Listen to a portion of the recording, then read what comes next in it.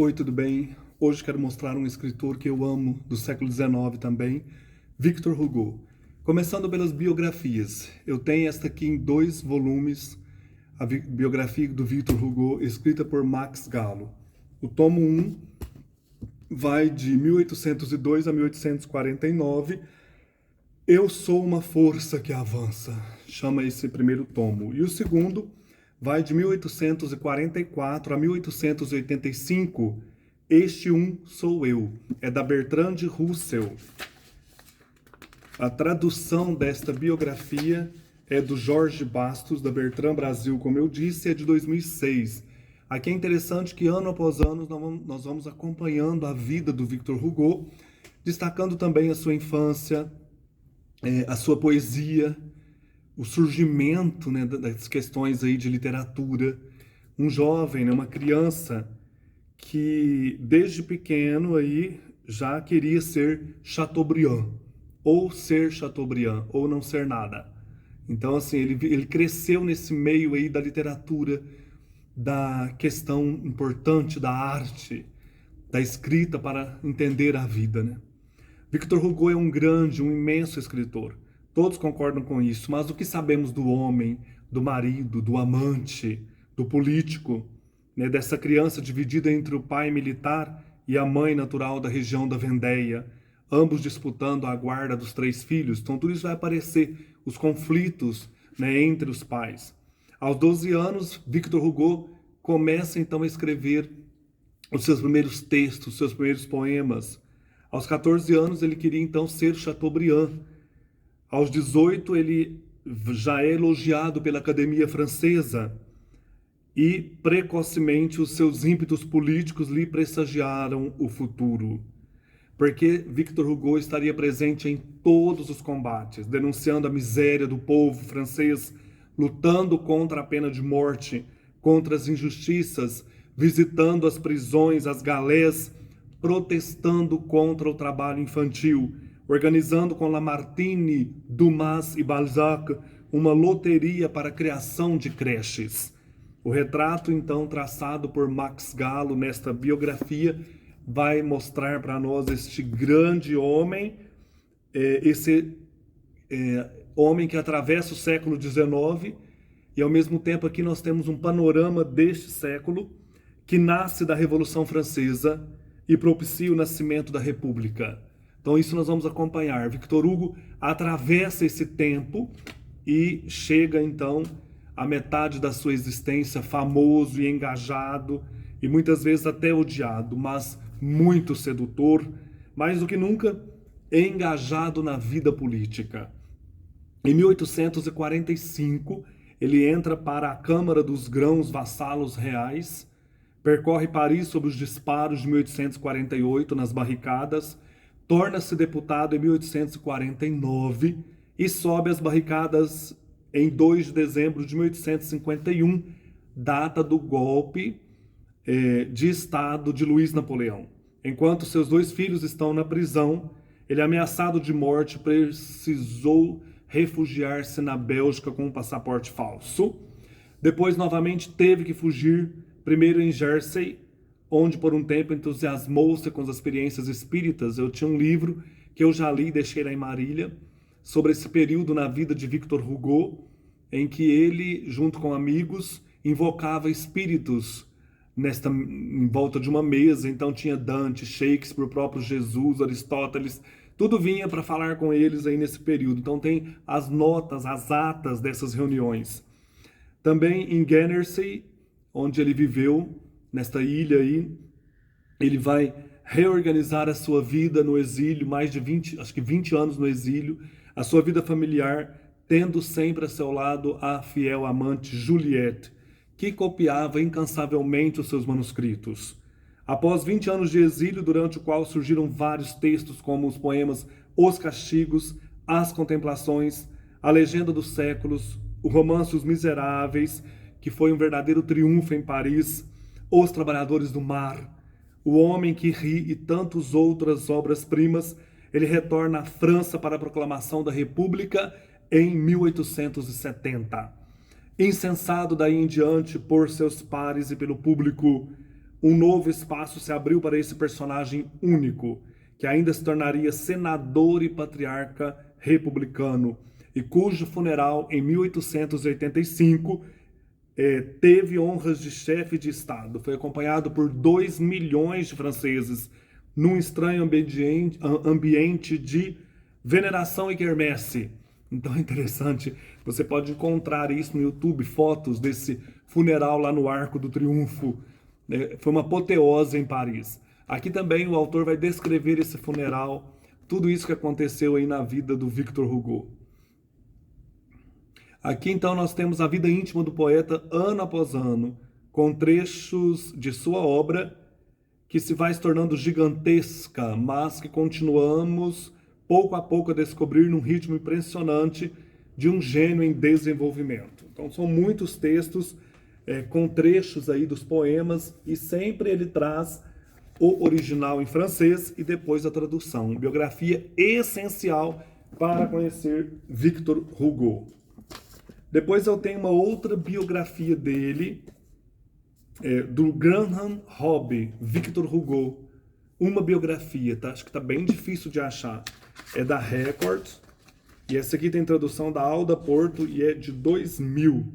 Aqui nós temos um livro fascinante, uma viagem épica, perturbadora, aguçada e brilhante sobre a vida deste escritor Victor Hugo, que continua sempre grandioso.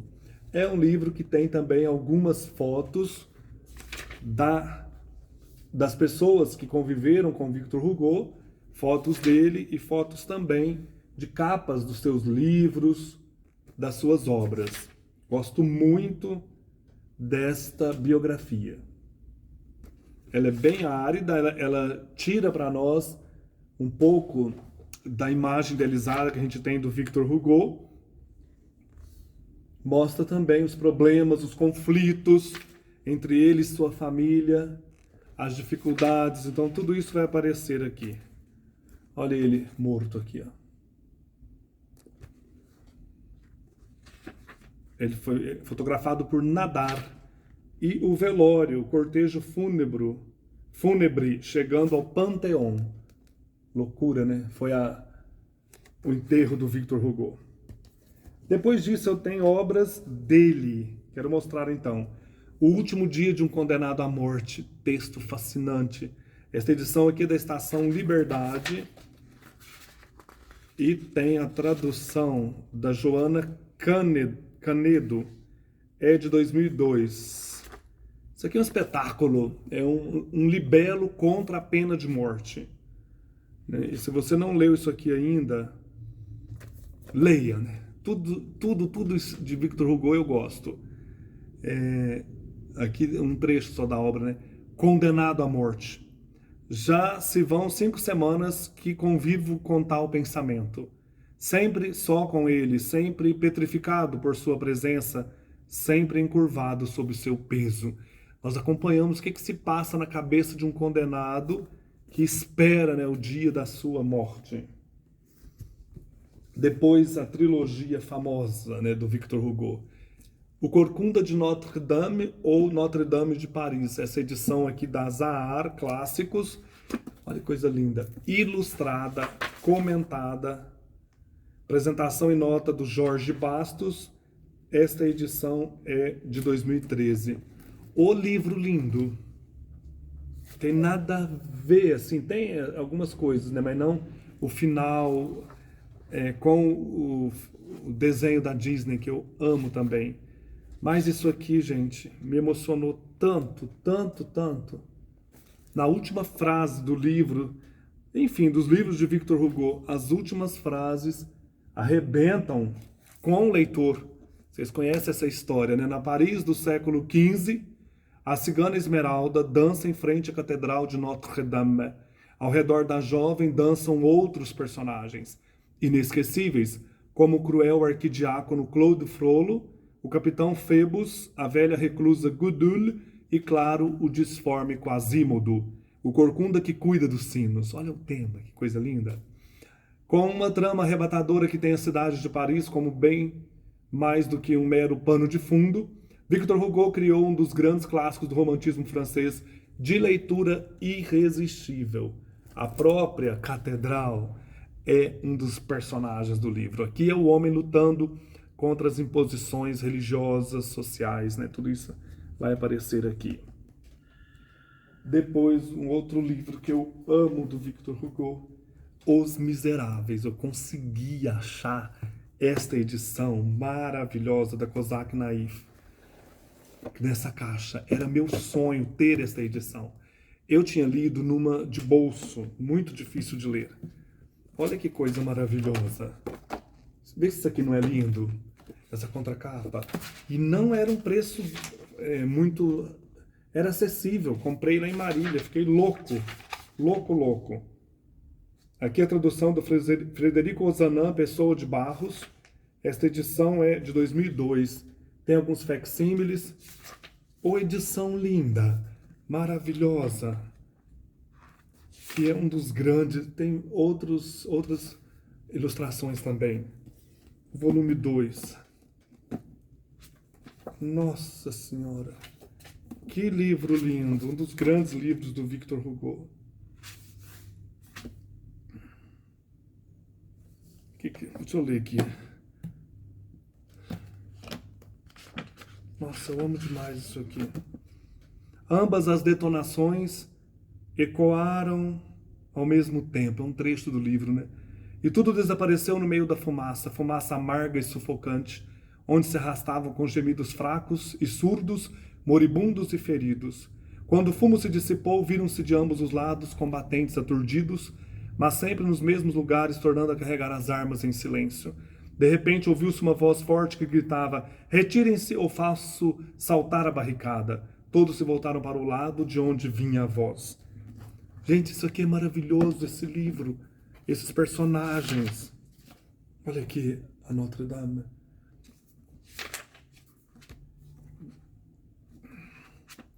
Tem um texto aqui do do Charles Baudelaire. A força o encanta e o enfraquece. Assim ele é atraído irresistivelmente por todos os símbolos do infinito, o mar, o céu, por todos os antigos representantes da força, gigantes homéricos ou bíblicos, paladinos, cavaleiros, pelos animais enormes e temíveis. Em contrapartida, mas por uma tendência diferente, cuja origem, contudo, é a mesma, o poeta se mostra sempre o amigo terno de tudo que é fraco, solitário, triste. A moral não entra nesta arte a título de finalidade. Ela se mescla e se confunde aí como na própria vida. O poeta é moralista sem o querer, por abundância e plenitude de natureza. Charles Baudelaire comentando a obra do Victor Hugo. A história de Jean Valjean. Aqui o homem lutando contra as forças sociais, né? E depois o outro livro que eu amo dele, que eu amo demais, Os Trabalhadores do Mar, nesta edição belíssima, maravilhosa esta edição da Clube de Literatura Clássica. A tradução, deixa eu ver aqui, do Machado de Assis, Machado que traduziu, né? E o livro é de 2021. Eu queria esta edição maravilhosa. Ela tem também marcador, tem algumas ilustrações. O livro maravilhoso. Também nunca esqueci o final desse livro. Aqui o homem lutando contra as forças da natureza. Tem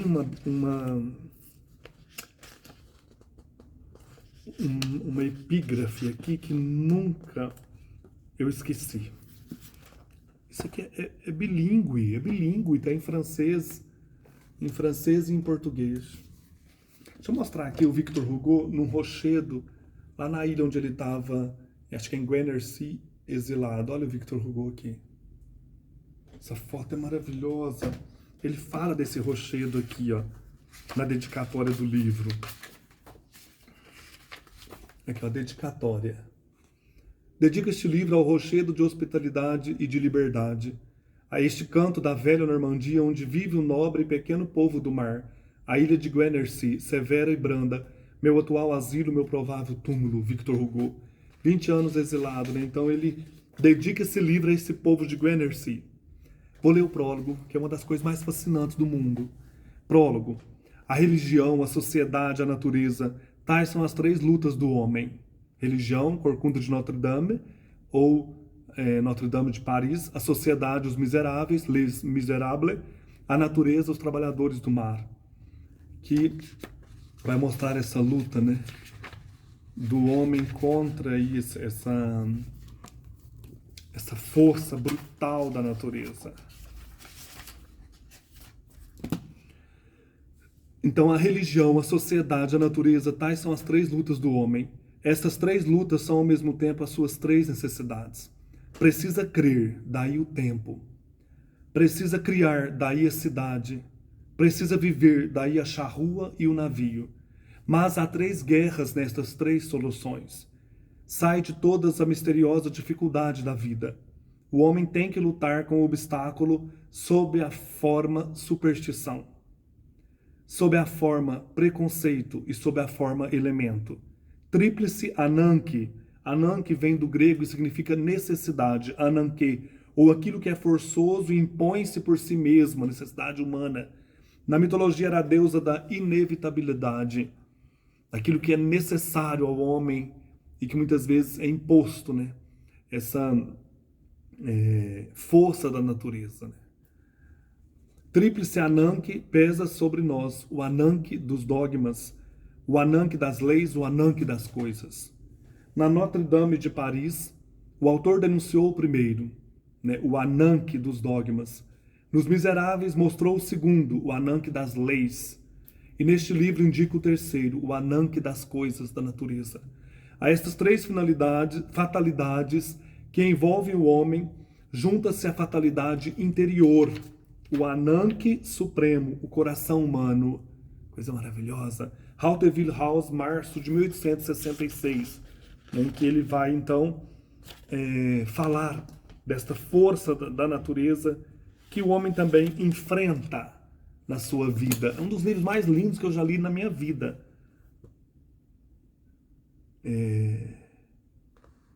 Victor Hugo, Le Travailleur de la Mer. Nossa Senhora, eu amo isso aqui demais. Eu amo muito. Junto nessa edição vem esse livreto aqui, ó, com o último dia de um condenado à morte. Achei interessante isso aqui também. Dá para você ler isso aqui num dia, mas tem que ler com calma, sabe? Saborear o texto. Não perder a riqueza disso aqui. O que mais que eu tenho dele? Eu tenho O Homem que Ri. Não li ainda esse livro. Essa edição é da Amaryllis. Tradução Márcia Valéria Martinez de Aguiar e Maria José Perillo Isaac. Essa edição aqui é de 2017. Como todo romance monumental de Victor Hugo, O Homem que Ri é composto de vários romances que o leitor pode descobrir, combinar como quiser e ler como bem entender. Não li ainda esse romance, né? Tá aqui esperando para ser lido. Então é bom você ter alguns Victor Hugos inéditos por aí, né? E um que eu comprei esse ano, que está inédito também, eu comecei, mas vou esperar um pouco para retomar. O romance 93, do Victor Hugo, uma edição comentada e ilustrada, A Guerra da Vendéia, editora 93. Tem aqui também algumas ilustrações. Tradução de Salvador de Mendonça, membro fundador da Academia Brasileira de Letras. Essa edição, então, é de 2022. Quando eu fiquei sabendo que ia aparecer um novo romance de Victor Hugo, falei, não posso deixar passar. Isso aqui já estava há muitos anos sem edição no Brasil. Então é interessante aqui acompanhar, né, esse desenvolvimento. Esse povo aí da região da Vendéia, eles se opuseram, se eu não estou me enganado, à Revolução Francesa. Aqui, ó. Depois de décadas fora de catálogo, trazemos novamente para o leitor brasileiro o último romance de Victor Hugo, 93, de 1893, né? Ou não, 1793. No ano de 1793, em pleno reinado do terror, Revolução Francesa, A região da Vendéia insurge-se contra a Revolução Francesa, travando uma sangrenta guerra civil que pôs em lados opostos cidadãos do mesmo país. Esta nova edição resgata, então, a tradução importante de Salvador de Mendonça, mostrando aí o tema, a luta entre campo e cidade, entre tradição e revolução, e os inocentes vitimados no conflito. É o último romance de Victor Hugo, está aqui também para ser lido. Então tem algumas coisas aqui, que esses dois romances que eu não li ainda, e é sempre bom, né? Não ter lido algo do Victor Hugo para você ter aquela emoção primeira de pegar um livro dele e sentir aquela alegria, né? De poder saborear pela primeira vez o Victor Hugo, um grande escritor francês, um escritor da literatura universal e que toca, né, qualquer pessoa que ama ler, que ama livros. Um abraço, até mais.